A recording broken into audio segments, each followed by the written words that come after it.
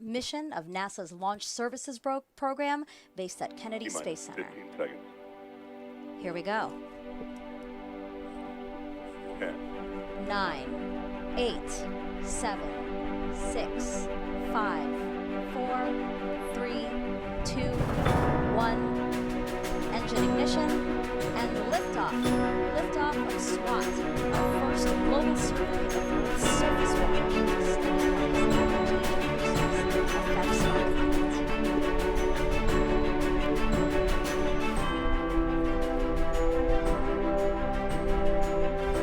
Get a nice view from the ground camera and also switch to the onboard camera.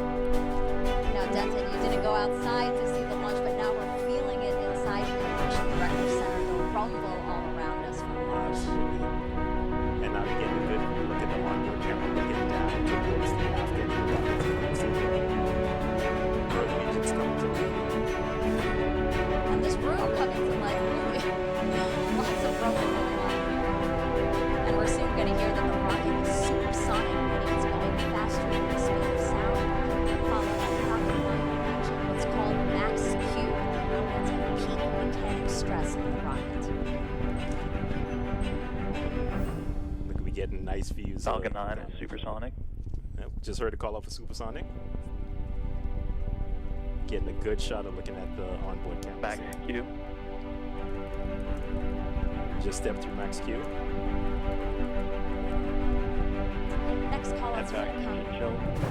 And back engine chill, which means getting the second stage engine ready to start. And so which means we'll be coming up on stage separation shortly, followed by stage separation. So it's a beautiful shot of all the engines, all 9 of them. That's what we said.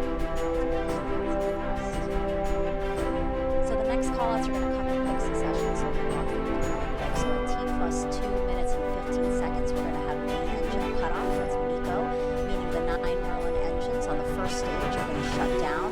And then a few seconds after that, stage 1 and 2 will separate. Stage 1 will do a flip and do a boost back burn to orient itself back towards Earth for that landing here at the Space Force Base. And then we get a good shot of the main stage. Basically, cameras looking towards the second stage. And just, there you go.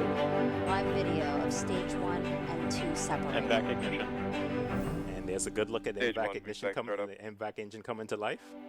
That's great. You are seeing the stage 1 booster do its flip. And now the engine bell of the MVAC engine lit up. This is a camera shot of stage 1 here, again on its way back to Earth. Just a couple of seconds, we're going to see the payload fairing jettison. Fairing separation. Just heard a call off for separation. There's a good onboard view of the SWAT spacecraft. You can see the fairings going towards it. Another camera shot here of the engine on the second stage. We are looking live at stage 2. Stage. Just heard the call up for stage 1 entry burn. And it's coming back into the Earth's atmosphere. And there we go. We're going to video of it. Yeah, so you can see those hypersonic grid fans illuminated by the flame from the booster. You see that the screen went black there. That's because they just shut down the engine. But I was talking about those hypersonic grid fins that you see. Those help guide the Falcon 9 booster back down towards Earth. So now that we're done with the entry burn, the next burn is the landing burn. It's just one engine right just before it touches down. Correctly. Just gently set it down on the pad. The next milestone for the second stage is going to Stage be 1 is transonic. SECO 1. Yeah, and SECO 1 is the first shutdown of the second stage engine. And then for this mission, we're going to have 2 burns. So you'll Stage see 1 landing run. after stage 2 shuts down, it'll coast for a while. And then we got a good video of stage 1 It's about to land. How exciting. coming in for its landing burn there. Again, the grid fins moving ever so slightly to make sure that it's coming down exactly how they want it to come down. Yep, and you can see the pad coming into view.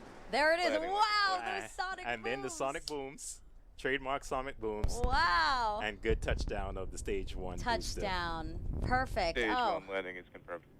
so glad to see that live video. Again, sometimes Yes. we don't get it. That was amazing to see Yes. and feel, really. Yes, see and feel, and we get to use this booster again. Yeah, yeah. Again, this is the 6th expected so far. The second stage is now going to coast for about 30 minutes. You can see that it is shut down there from that view. And this is a view of the spacecraft. Again, because the payload fairing has been jettisoned, you see SWOT right there on your screen. Exposed now that we don't need the payload fairing to Correct. safely get it out of the atmosphere. Yeah, correct. And yeah, once the whole purpose of the fairing is to protect it while the vehicle is flying through the atmosphere at supersonic speeds. And then once you get up out of the atmosphere, there's nothing to harm the spacecraft, so you can jettison that extra weight and give your vehicle a lot more performance once you get rid of that extra weight. Okay. The engine not glowing orange as it had before because, again, it is shut off, so it will coast for about 30 minutes with SWOT attached to it before some maneuvers are needed to keep it on the right trajectory, again, to get it in the orbit that we want it in. So Denton and I are going to be back then with you to walk you through those operations, but for now, we're going to send it back to Raquel and Nadia, who I'm sure are very excited to talk about how they experience surface, water, and ocean topography. The satellite will survey nearly all the water on Earth's surface in unprecedented detail. SWOT will provide insights into how the ocean influences climate change, how a warming world affects lakes and rivers, and how communities can better prepare for disasters and floods. And we are covering every angle of the SWOT mission, from the new data that the satellite will provide to how it can change the way that we do NASA Earth missions. Now, SWOT is a Planning for future generations requires us understanding how much water we have. We need to understand water cycle in a lot of detail, and SWOT will provide that for us. My name is Tahani Hammer. I'm Cedric David. Mark Simard. Christine Jabara, and I'm an integration test engineer at JPL. I study the world's rivers. I'm one of the principal investigators for SWOT. SWOT is an Earth-orbiting satellite that stands for Surface Water Visual Topography. SWOT will for the first time make measurement of water surface elevation, not only in the ocean, but also on the lakes and rivers, the entire world. This in itself will be a scientific revolution. Collaborations and relationships build bridges, and SWOT will be that bridge across the world. SWOT is being designed jointly by NASA and the French Space Agency, with help from Canada and the UK. I was born in France, so SWOT is a match made in heaven for me. Coming to work every day, it's always really nice to know that the system that we're building will collect science data that will help people.